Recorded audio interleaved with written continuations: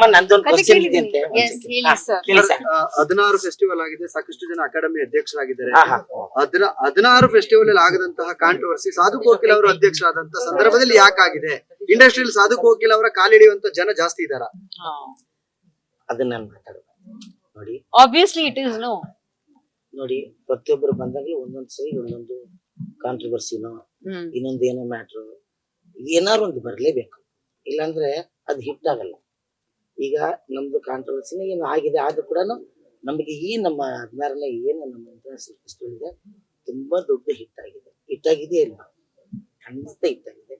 ಎಲ್ಲ ಜನರ ಈ ಫೆಸ್ಟಿವಲ್ ಅಲ್ಲಿ ಬಂದಂತ ಎಲ್ಲರೂ ಕೂಡ ಬಹಳ ಸಂತೋಷ ಪಡ್ತಾರೆ. ಅದೇ ನಮಗೆ ಬೇಕು. ಹೊರಗಡೆನವ್ರು ಕಾಲು ಎಳೆಯುವುದು ಓಕೆ, ಇಂಡಸ್ಟ್ರಿ ಒಳಗಿನವರು ತುಂಬಾ ಜನ ಸಾಧು ಕೋಕಿಲ್ ಅವ್ರು ನಮ್ಮನ್ನ ನೋಡಿದ್ರು ನೋಡಲ್ರು, ನಮ್ಗೆ ಇನ್ವಿಟೇಷನ್ ಕೊಟ್ಟಿಲ್ಲ, ಈ ರೀತಿಯಾದಂತಹ ಚರ್ಚೆಗಳು. ಅವ್ರ ಒಳಗಿನ ಪ್ರೀತಿ ಎಲ್ರು ನನ್ ನೋಡಿ. ಸಾಧು ಕೋಕಿಲ ಪ್ರತಿಯೊಬ್ಬರ ಮನೆಯ ಮಗ, ಇದು ಒಪ್ಕೊಳ್ತೀರ ನೀವು? ಯಾವುದೇ ಮನೆ ಆಗ್ಲಿ, ಯಾರೇ ಇಂಡಸ್ಟ್ರಿಯರ್ ಆಗ್ಲಿ, ಎಲ್ರು ಸಾಧು ಕೋಕಿಲ ಅಂತ ತಕ್ಷಣ ಏಯ್ ಸಾರ್ ನೀವ್ ನೋಡಿನೇ ನಾನ್ ಮಲ್ಗೋದು ಅಂತಾರೆ. ಪಾಪ let's appreciate his efforts. ಯಾ ಪಾಪ ಅವರು ನಿನ್ನೆ ಅದೇ ನೀವು ಮತ್ತೆ ಕಲಾವಿದರು ನಮ್ಮ ಕಾರ್ಯದರ್ಶಿ ರಾಕ್ಲೈನ್ ವೆಂಕಟೇಶ್ ಸರ್ ವಿಧಾನಸೌಧ ಹೋಗಿದ್ರಿ ಅಂತ. ಇದೆಲ್ಲ ಬೆಳವಣಿಗೆ ಆದ ನಂತರ ಮತ್ತೆ ಸರ್ಕಾರದ ಪ್ರಮುಖರ ಜೊತೆ ಇದನ್ನ ಸರಿಪಡಿಸುವಂತ ನಿಟ್ಟಿನಲ್ಲಿ ಆಗಿರುವಂತಹ ಬೆಳವಣಿಗೆ ವಿಚಾರ ಚರ್ಚೆ ಆಯ್ತು. ಯಾವ್ದು ಸರಿ? ಅಂದ್ರೆ ಈಗ ಕಲಾವಿದರ ವಿಚಾರ ಬಂತು, ಕಲಾವಿದರು ಬರ್ಲಿಲ್ಲ, ಯಾವ ವಿಷಯ ಅಂತ ನೀವು ಹೇಳಿದ್ರು? ಕಲಾವಿದರು ಒಗ್ಗಟ್ಟಬೇಕು ಮತ್ತೆ ಕಾರ್ಯಕ್ರಮಕ್ಕೆ ಬಂದಿಲ್ಲ ಅನ್ನೋ ವಿಚಾರ ಬಂದಲ್ಲ. ರಾಕ್ಲೈನ್ ವೆಂಕಟೇಶ್ ಅವರು ನೀವು ಇವಾಗಲೂ ನಾನು ಕ್ಲಾರಿಫಿಕೇಶನ್ ಕೊಡ್ತೀನಿ.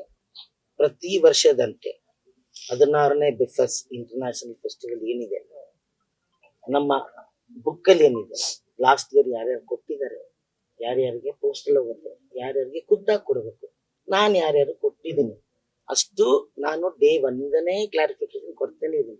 ಪಾಪ ಅವ್ರು ನನ್ಗೂ ತೋರಿಸಿದ್ರು. They have given to everybody. ಕೊಟ್ಟಿದ್ದೀವಿ. ನಾನು ಖುದ್ದಾಗಿ ಹೋಗಿ ಕೆಲವರಿಗೆ ಕೊಟ್ಟಿದ್ದೀವಿ. ನಮ್ಮ ಅನಂತು ಅವರು ತಿರ್ಗಾ ನೀವು ಇದನ್ನ ಹಾಕಲ್ಲ, ಕಟ್ ಮಾಡ್ಬಿಡ್ಬೋದು. ಅನಂತು, ರಮೇಶ್ ಮತ್ತೆ ನಮ್ಮಲ್ಲೇ ಸಂಘದ ಲೀಡರ್ ಇಲ್ಲಿದ್ದಾರೆ ನೋಡಿ, ಯಾರು ಸುಧೀಂದ್ರ ವೆಂಕಟೇಶ್ ಕೂಡ ಎಲ್ಲ ಕಡೆ ಹಂಚಿದ್ದಾರೆ. ಇದು ನಿಜ. ಅದರಿಂದಾಗಿ ಅದ್ರ ಬಗ್ಗೆ ತಿರ್ಗಾ ಅದನ್ನೇ ಕೇಳ್ತಾ ಇದ್ರೆ ವೇಸ್ಟ್ ಆಗುತ್ತೆ ಅಲ್ವಾ? ಈಗ ಮುಂದಕ್ಕೆ ಏನು, ಮುಂದಿನ ವರ್ಷ ನಾವೆಲ್ಲ ಕಲಾವಿದರು ಇನ್ನೂ ಮುಂಚೆನೆ ನೀಟಾಗಿ ಸೇರಿ sir next time WhatsApp group ಮಾಡ್ಬಿಟ್ಟು ಎಲ್ಲರಿಗೂ ಒಂದೇ ಸತಿ ಕಳ್ಸಿ. ನಾಳೆ ಬಜೆಟ್ ಇದೆ ಸರ್. ಅದು ಬರೀ ಇದೆಲ್ಲ ಏನಾಗುತ್ತೆ ಮೇಡಮ್ ಅವ್ರನ್ನ ಕೇಳಿ. ನಮ್ದು ಕ್ಲಿಯರ್ ಆಯ್ತಾ ಸಮಯ? ನಮಸ್ಕಾರ ಸರ್. ಬಜೆಟ್ ಪ್ರಶ್ನೆ ಅಲ್ಲ.